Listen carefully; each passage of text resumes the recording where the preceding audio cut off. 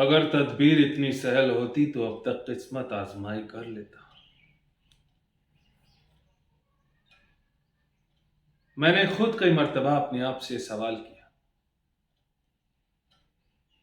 कि तवारीख किसकी, क्या मेरी हो सकती, और क्या उस तवारीख में मेरी हस्ती कभी कायम हो सकती है जहां हर लम्हा शिद्दत से वहशी टकराहट हुआ करती।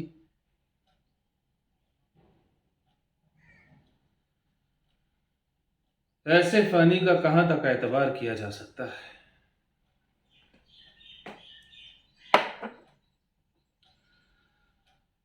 आखिर इस वबाल जां से कब निजात हासिल होगी बरनी।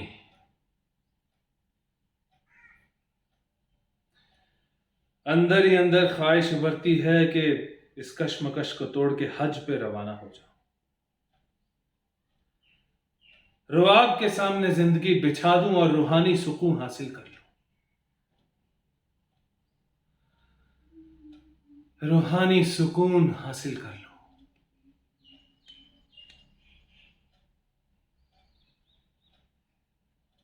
लेकिन हकीकत हाल निहायत संगीन है बरनी।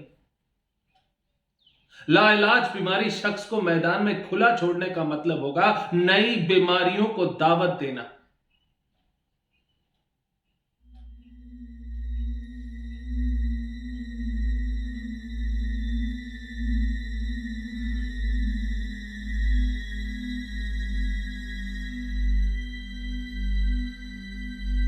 बन्नी,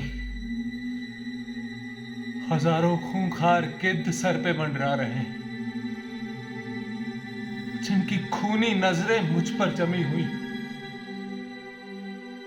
सब इसी ताक में है कि कब मेरी आंखें बंद हो जाएं।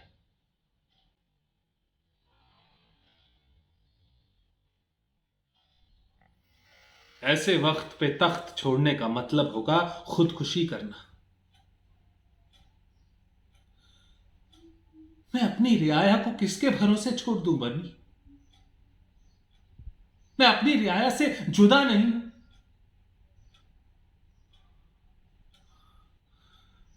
अगर इन खूरेज गिद्धों का टूट तांता मेरे सर के करीब ना मंडराता तो मैं जरूर कोई तदबीर निकालता, घुटने कोहनी के बल रेंग के जाता। लेकिन लेकिन अब मैं क्या करूं।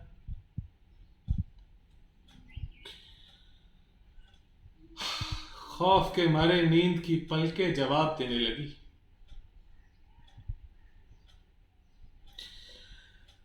न जाने कब मेरी रगे खून फट जाएगी।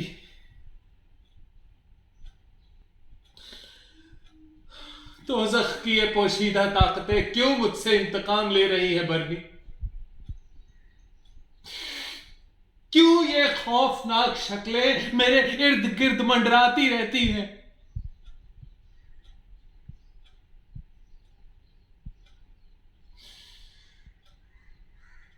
तुम्हारी बातों को मानने से पहले मेरे लिए यह मानना बहुत जरूरी है कि मैं गलत था, मेरा मकसद गलत था, मेरे इरादे ही नाकिस थे।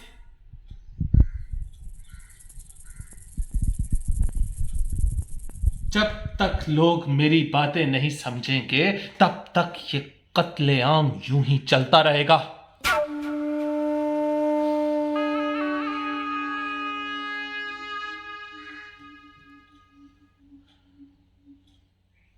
ये मजबूरी है कि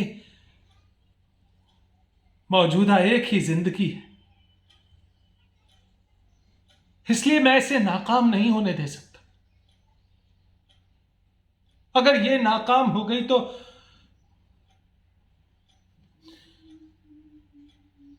मेरा ज़ाहिरा आलम काफूर हो जाएगा।